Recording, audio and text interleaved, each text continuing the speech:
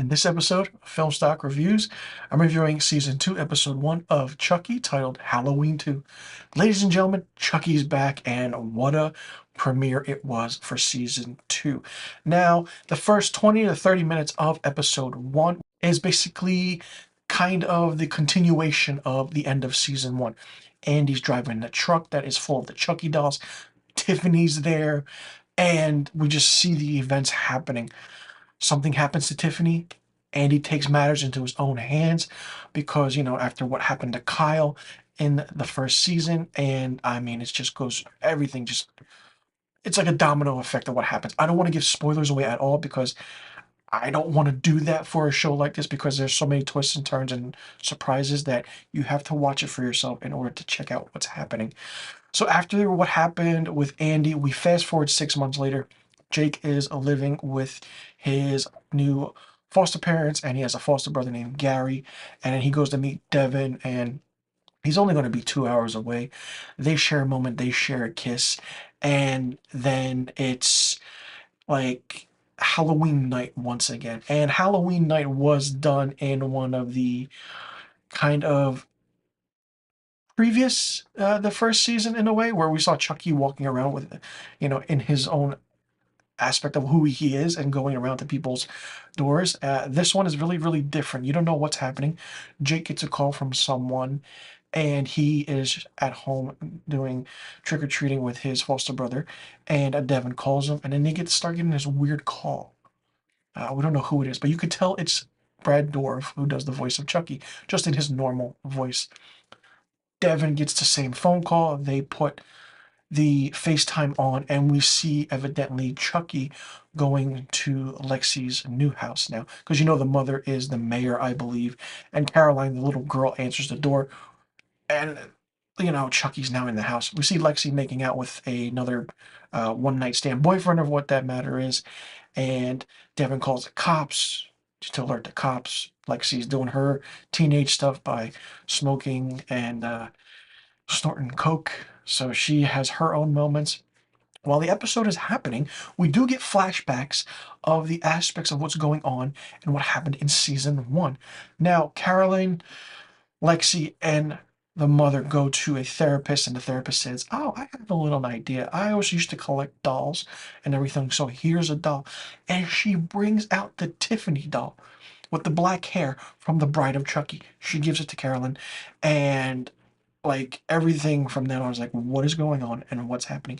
It's absolutely insane. And Jake, goes to Devin, and they have to go and see Lexi because, Lexi sent them this text message. They go into the bedroom where Carolyn's sleeping with the original Tiffany doll. But all the while, you see that Carolyn has her knife that she's sleeping with after her sister Lexi gave it to her. So that's all happening, and then we fast forward to the next day. Okay, Jake and Devin are in Lexi's room. Lexi goes to snort some pills.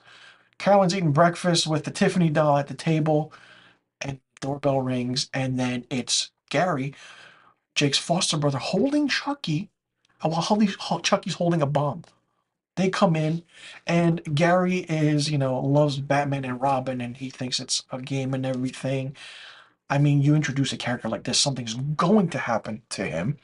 So basically, Chucky waits, and basically it was all like, "Oh, you are BFFs, but you couldn't get together, and this is my way of actually bringing you all together for this moment."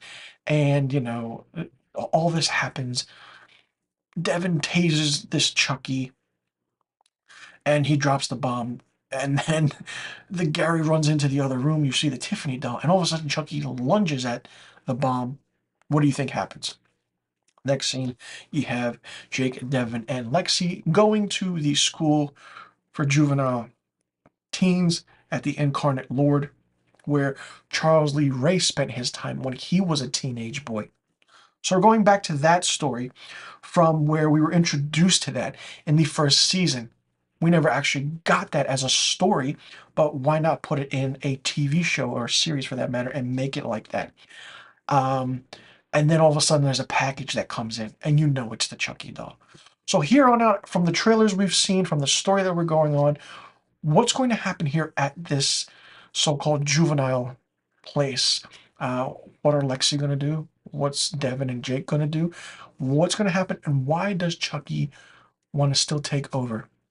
After the events of the beginning of the episode, what happened with Andy and the doll, the truck full of dolls?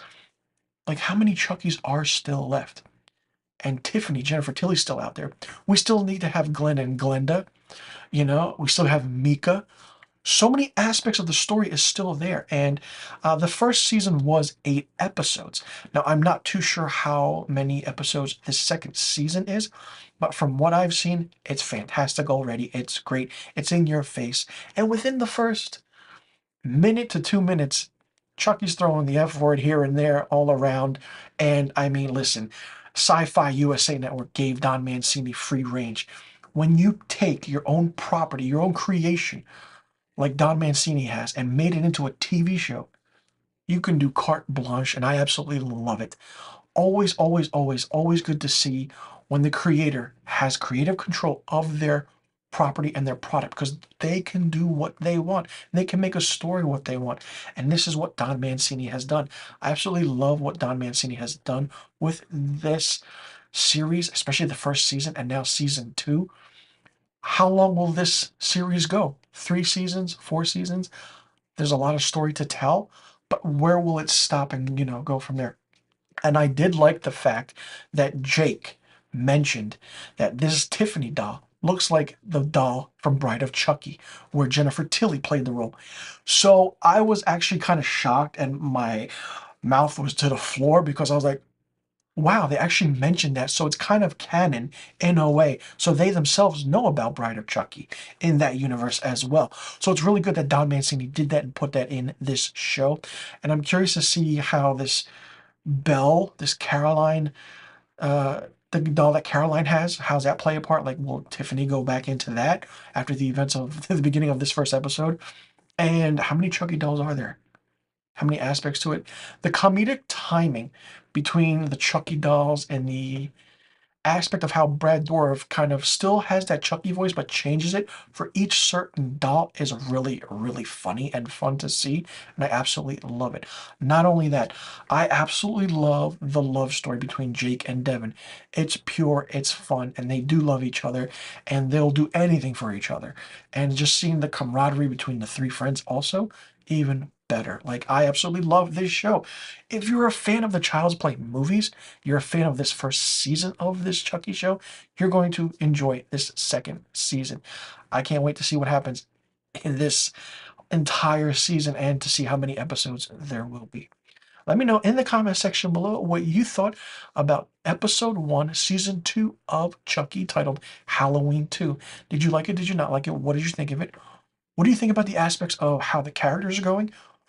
Do you think something actually did happen to Andy after the opening scene? And what do you think Jake, Devin, and Lexi are going to do now? Now that they're at this incarnate lord for juveniles, and what is Chucky's motive? And what do you think is going to happen to Mika, Tiffany, and how do you think Glenn and Glenda will play a role in this? Let me know in the comment section below about all the questions I just asked. And I'll see you all in the next review video. And be sure you tune in next week for my Season 2, Episode 2 review of Chucky.